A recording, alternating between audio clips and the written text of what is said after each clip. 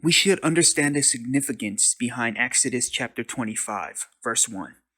The Lord said to Moses, speak to the people of Israel that they take from me a contribution.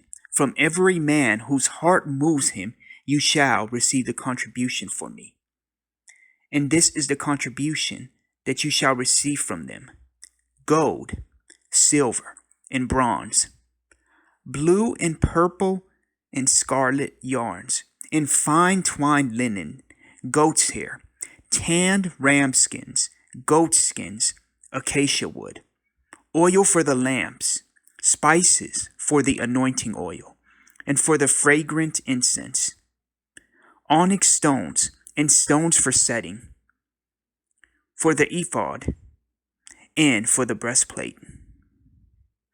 And let them make a sanctuary, that I may dwell in their midst, exactly as I show you concerning the pattern of the tabernacle and all its furniture. So you shall make it. You see, we need to understand the significance behind it. What it is actually showing us and telling us is that Yahweh should always come first, as he wants the best of us and what we have offered and used in and for him. We must understand that everything we have is actually from Yahweh. So what we have comes from him, and he knows what we have and what we need. And he gives us the abundance, and he gives us these skills and these crafts and these talents so we could use them for the benefit of the kingdom, as that is why we are here. He wants to be the first thing we think of and the first person that we confide in and seek solace from. We are to make our relationships with the Lord as the most beautiful and immaculate building ever, where it is to become God's Shekinah house. We are to always keep it intact with the full glory of the Lord. So if there is something that is in us or of us, we are only to keep it around if it is worthy to be around and worthy to be allowed to enter into the Lord's house in presence. And if it is not, then we should remove it out of our lives and out of our ways, and do not let it become a stumbling block for us.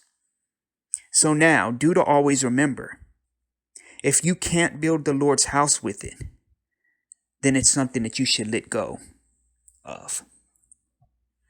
Because just as Yahweh gave the children of Israel exact measurements and items and materials to be used to build up his tabernacle, remember that God is the same as he was then and now, and will forever be. And if he wanted things to be done a certain way then, he also wants them to be done a certain way now. So too does he want the same today, with the best of what we have, and with following Yeshua, as this is what we should strive for on a daily.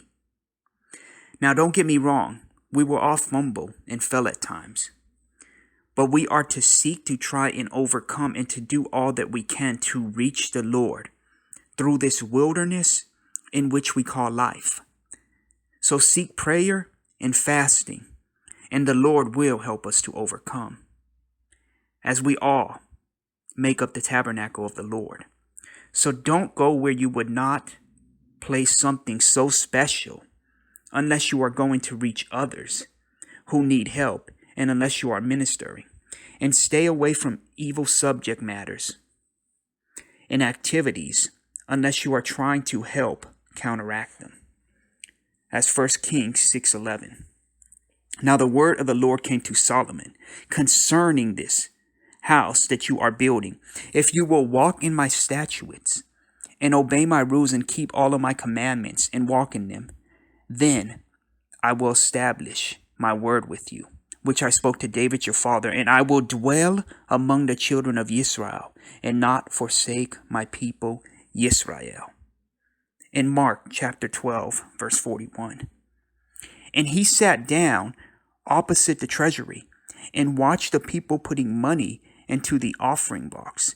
Many rich people put in large sums, and a poor widow came and put in 2 small copper coins, which make a penny. And he called his disciples to him and said to them, Truly, I say to you, this poor widow has put in more than all of those who are contributing to the offering box, for they all contributed out of their abundance, but she out of her poverty has put in everything she had, all she had to live on. May Yahweh bless you and keep you. May Yahweh cause his face to shine upon you and be gracious to you. May Yahweh lift up his countenance upon you and give you shalom.